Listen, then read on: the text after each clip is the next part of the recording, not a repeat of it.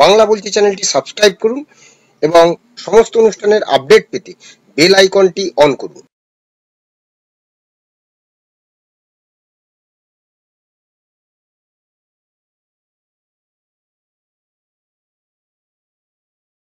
নমস্কার, বাংলা বলছি চ্যানেলে আপনাদের স্বাগত। আমি বিপ্লব।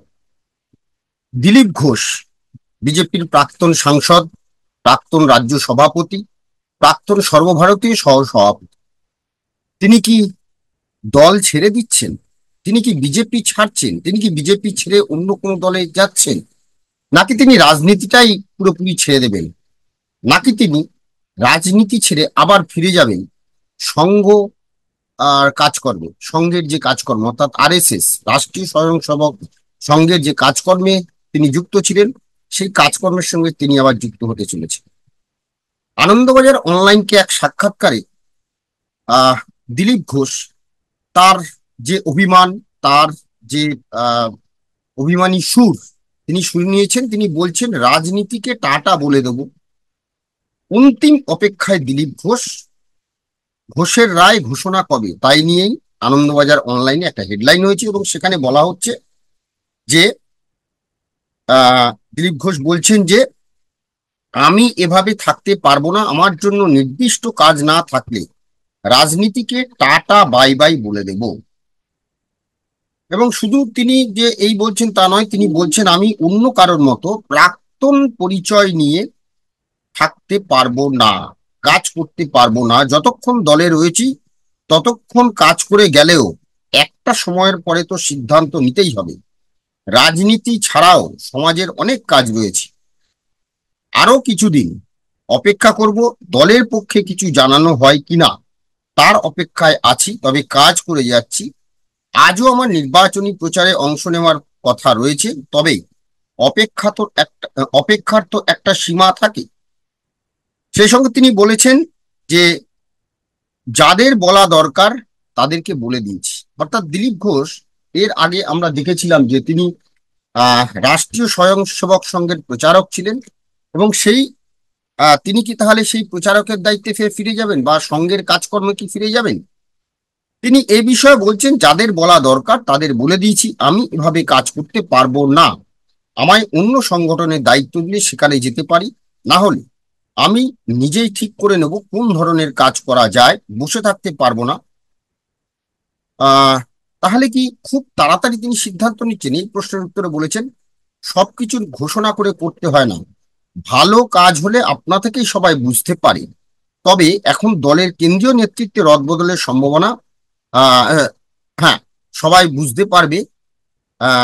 তবে দলের কেন্দ্রীয় নেতৃত্বের রদবদলের সম্ভাবনা রয়েছে। রাজ্যেও কিছু পরিবর্তন হতে পারে, সেটা দেখার পরে সিদ্ধান্ত। আমরা জানি যে দিলীপ ঘোষ দীর্ঘদিন সরসংঘ পরিচালক ছিলেন, প্রচারক ছিলেন, পরিচালক নয় প্রচারক ছিলেন। এবং সেই সরসংঘের সংঘের নির্দেশেই তিনি সংগঠনে ছেড়ে তিনি রাজনীতিতে আসেন। প্রথমে তাকে বিজেপির সাধারণ সম্পাদক করা হয়েছিল এবং কয়েক মাসের মধ্যেই তাকে রাজ্য সভাপতি করা হয়। এরপর তিনি বিধায়ক হয়েছেন, সাংসদ হয়েছেন। টানা 5.5 বছর সেই দায়িত্ব পালন করেছেন। তার সময়েই বিজেপি এই রাজ্যের ভোট রাজনীতিতে ব্যাপক সাফল্য পেয়েছিল। এই রাজ্য থেকে 2019 সালে 2 সাংসদ থেকে 18 সাংসদ, সেটা কিন্তু দিলীপ ঘোষের নেতৃত্বেই হয়েছিল।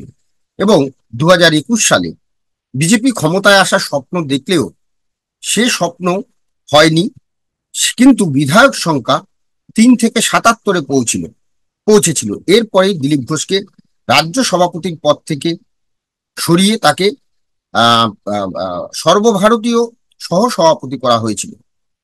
এবং তিনি এই সর্বভারতীয় সহসভাপতি থাকাকালীন বারংবার রাজ্য নেতৃত্বের সমালোচনা করেছেন এবং এর ফলে তিনি কেন্দ্রীয় নেতৃত্বের বিরাগভাজন হয়েছে।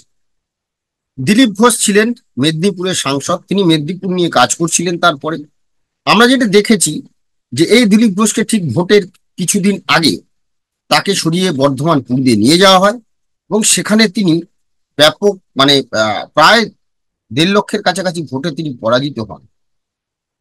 এবং এই পরাজয় কিন্তু তিনি মেনে নিতে পারেননি। তারপর তিনি বিস্ফোরক হয়েছেন যে কেন তাকে দুর্গাপুরে সরিয়ে নিয়ে যাওয়া হলো। দুর্গাপুর সরিয়ে নিয়ে যাওয়ার ফলে আমও গেল ছালাও গেল, অর্থাৎ মেদিনীপুর আসনটিও গেল, সেই সঙ্গে দুর্গাপুর আসনও তিনি হেরে গেলেন। অর্থাৎ তার যে ক্ষোভ বর্তমান রাজ্য সভাপতি সুকান্ত মজুমদারের দিকেই ছিল।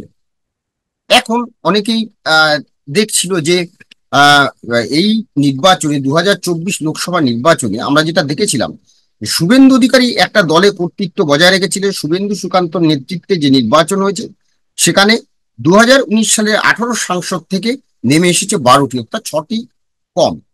যে বিজেপির স্বপ্ন ছিল অন্তত 25টি আসন, অথচ 29টি আসন পেয়ে তৃণমূল কংগ্রেস তাদের পেছনে ফেলে দিয়েছে। রাজ্য বিজেপিকে এই রাজ্যে বিজেপিকে 12টি আসনে সন্তুষ্ট থাকতে হয়েছে। এবং তারপরেই একের পর এক ক্ষোভ প্রকাশ করেছেন। এবং যেটা দেখার যে বর্তমানে দিলীপ ঘোষের কিন্তু আহ পদহীন তিনি রয়েছেন, এবং পদহীন থাকার ফলে তার গুরুত্বও কমতে চলেছে। এখন তিনি, আমরা যেটা দেখতাম যে তিনি প্রত্যেকদিন মর্নিং ওয়াক করেন, এবং তিনি গরম গরম টেলিভিশনে যেটা বলা যায় বাইট, তিনি প্রত্যেকদিন সকালবেলা গরম গরম বাইট দেন। অর্থাৎ সমস্ত রাজনীতিবিদরা যখন একটু দেরিতে নামেন, দিলীপ ঘোষ কিন্তু সকাল সকাল নামতেন এবং তিনি সকাল সকাল বাজার গরম করে দিতেন। এটা মিডিয়ার একটা প্রত্যেক দিনের একটা, দিলীপ ঘোষের কাছে মিডিয়ার একটা টিম প্রত্যেক দিন পাঠানো যেন একটা রুটিন হয়ে গেছিল। সেই দিলীপ ঘোষ এখন হঠাৎ চুপচাপ হয়ে গেলেন। এবং শুধু তাই নয়, লোকসভা নির্বাচনের পরে তিনি একটি বারের জন্য গিয়েছিলেন দলের নতুন রাজ্য দফতরে। কোর কমিটির বৈঠকের দিন সল্ট লেকে শেষবার সেখানে পা রেখেছিলেন। তারপর তিনি বিভিন্ন রাজ্যের বিভিন্ন জেলায় জেলায় তিনি গেছেন, ঘুরতে শুরু করেছেন। তার কোনো নির্দেশ না থাকলেও তিনি স্বাধীনভাবে জেলায় গিয়েছেন, বিজেপির পুরনো নেতাকর্মীদের সাথে কথা বলেছেন। এবং আহ কলকাতায় ফিরে আসার পরে তার সঙ্গে রাজ্যের তরফে, রাজ্যে দলের তরফে কোনো পদাধিকারী কেউ কিন্তু তার সঙ্গে আর যোগাযোগ করেনি। তাই তিনি ক্ষোভ প্রকাশ করে বলেছেন যে আমি অন্য কারো মতো প্রাক্তন পরিচয় নিয়ে কাজ করতে পারবো না।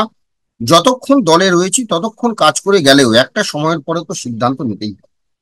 অর্থাৎ সেই সিদ্ধান্তটা তিনি কবে নেবেন, এটাই এখন বিজেপি কর্মী সঙ্গে আহ তৃণমূলেরও একটা অংশের প্রশ্ন। সত্যি কি দিলীপ ঘোষ তাহলে কি সিদ্ধান্ত নিতে চলেছেন? তিনি আনন্দবাজার অনলাইনকে যে আহ, সাক্ষাৎকারটি দিয়েছেন, সেই সাক্ষাৎকারে তিনি যেভাবে বলেছেন তাতে তিনি বলছেন যে রাজনীতিতে তিনি টাটা বাই বাই করবেন, টাটা বলে দেবেন।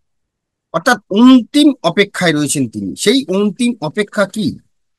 আমরা জানি যে আজকেও আমরা দেখলাম যে বিজেপি সর্বভারতীয় ক্ষেত্রে জেপি নাড্ডাকেই আগামী প্রায় 3-4 মাসের জন্য দায়িত্ব দিয়ে রেখেছে।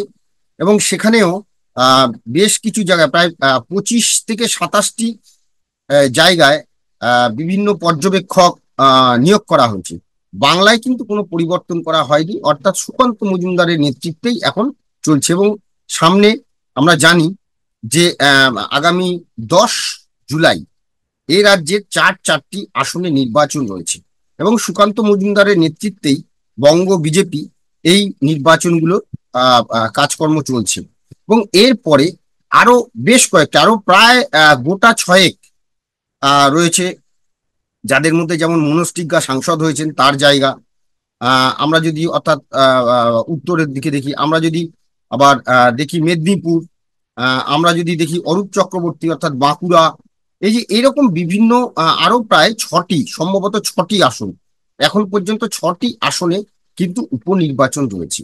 এবং সেখানে কি আহ আহ, সেই উপনির্বাচন হয়তো আহ আবারও এই এই উপনির্বাচন শেষ হলে হয়তো 1-1.5 মাসের মধ্যে সেই উপনির্বাচনগুলো হবে আগামী আগস্টের মধ্যে। সেক্ষেত্রে কিন্তু সুকান্ত মজুমদারই থাকছেন দায়িত্বে রাজ্য সভাপতির পদে। অর্থাৎ দিলীপ ঘোষ কিন্তু পদহীন থাকছেন, গুরুত্ব নেই। হ্যাঁ, সাংসদ তকমাও তার নেই, সর্বভারতীয় সহসভাপতি সেই তকমাও তার চলে গেছে। তাহলে এখন দিলীপ ঘোষ কি করবেন? আমাদের যতটুকু মনে হয়, আমাদের যা প্রেডিকশন, তাতে দিলীপ ঘোষ জল মাপছেন। কারণ আমরা জানি যে দিলীপ ঘোষের আহ মেদিনীপুর আসনে দিলীপ ঘোষ প্রথম বিধায়ক হয়েছিলেন। জুন মালিয়া সেখান থেকে সাংসদ নির্বাচিত হওয়ার পরে, ফলে সেই আসনটি খালি হয়েছে এবং সেখানে উপনির্বাচন হবে। হয়তো আগামী মাসেই সেই উপনির্বাচনের দিনক্ষণ ঘোষণা করা হতে পারে। সেখানে কি দিলীপ ঘোষকে প্রার্থী করা হবে, সেটা একটা, সেটাই হয়তো অন্তিম সময় তিনি দেখছেন, অন্তিম সময় দেখে তিনি যে সিদ্ধান্তটা নেবেন সেটা বলছেন। অন্যদিকে সেটি যেমন একদিকে, সেক্ষেত্রে কিন্তু এই দিলীপ ঘোষকে কিন্তু সুকান্ত মজুমদারের নেতৃত্বে নির্বাচনে প্রতিদ্বন্দ্বিতা করতে হবে যদি তাকে দল উপনির্বাচনে প্রার্থী করে। অর্থাৎ সেখানে কিন্তু যদি তিনি জয়ী হয়ে বিধানসভায় সত্যি সত্যি জয়ী হতে পারেন উপনির্বাচনে, তাহলে কিন্তু শুভেন্দু অধিকারী বিরোধী দলনেতার নেতৃত্বে তাকে আহ আহ, আহ, রাজনীতি করতে হবে, অর্থাৎ বিধানসভায় তাকে থাকতে হবে, যদি না কোনো পরিবর্তন কেন্দ্রীয় বিজেপি নেতৃত্ব করে। এইটা যেমন একদিকে, তেমনি অন্যদিকে যদি এখন পর্যন্ত যা খবর, যে তাকে যদি নির্বাচনে দাঁড় না করায়, বা তাকে যদি দেখা গেল অন্য কোনো পদও না দেয়, বা বঙ্গ বিজেপিতে তাকে গুরুত্বপূর্ণ কোনো পদে দিল না, বা রাজ্য সভাপতি, অনেকেই চাইছেন দিলীপ ঘোষকে ফের ফিরিয়ে আনা হোক রাজ্য সভাপতি পদে, সেটা চাইছেন বিজেপির বহু পুরনো কর্মীরা চাইছেন, এবং বিজেপির বহু নেতারাও চাইছেন যে ফের দিলীপ ঘোষকে, কারণ দল যে জায়গাটায় রয়েছে, একমাত্র 2026 নির্বাচনে যদি লড়তে হয়, তাহলে দিলীপ ঘোষকে কিন্তু আরেকবার রাজ্য সভাপতি করে দলকে চাঙ্গা করা একটা চেষ্টা করা যেতে পারে। সেই জায়গা থেকে আহ, আগামী ভবিষ্যৎ, বঙ্গ বিজেপির আগামী ভবিষ্যৎ কি, সেটা তো তারা কেন্দ্রীয় নেতৃত্ব জানেন, কিন্তু দিলীপ ঘোষ তার ভবিষ্যৎ কি? তিনি নিজে যে এখন পর্যন্ত যে টার্গেট বা যে কথা তিনি বলছেন, যে অন্তিম সময়ের কথা, সে অন্তিম সময় কি আসন্ন? তাহলে কি তিনি, যদি দেখেন যে তিনি টিকিট পাচ্ছেন না, বা তাকে যদি কোনো গুরুত্বপূর্ণ পদ দেওয়া না হয়, সেক্ষেত্রে কি তিনি বিজেপিতে থাকবেন? তিনি কি অন্য কোনো দলে যোগদান করতে পারেন, বা তিনি কি আবার সঙ্গের কাজকর্মে ফিরে যেতে পারেন, বা তিনি রাজনীতিতে না থেকে তিনি অন্য কোনো রকম ভাবে থাকবেন? প্রশ্ন এখন কি হয় সেদিকেই আপাতত 10 জুলাই যে নির্বাচন রয়েছে, সে নির্বাচনের পরে কি ঘটনা হয়, হয়তো দিলীপ ঘোষ সেদিকেই তাকে এই কথাটা বলছে যে অন্তিম পর্ব, অন্তিম সময়, অর্থাৎ সেই অন্তিম সময় এখনো আসেনি। আমরা এখন দেখবো যে সত্যি সত্যি সেই অন্তিম সময়টা কখন আসে, দিলীপ ঘোষ কি করেন। প্রশ্ন এখন সেটাই, কৌতূহল সকলে সেদিকেই। আপাতত আমাদের এই আলোচনা নিয়ে আপনাদের মতামত কমেন্টস বক্সে জানাবেন, ভালো লাগলে অবশ্যই লাইক দেবেন। সবাই ভালো থাকবেন, নমস্কার।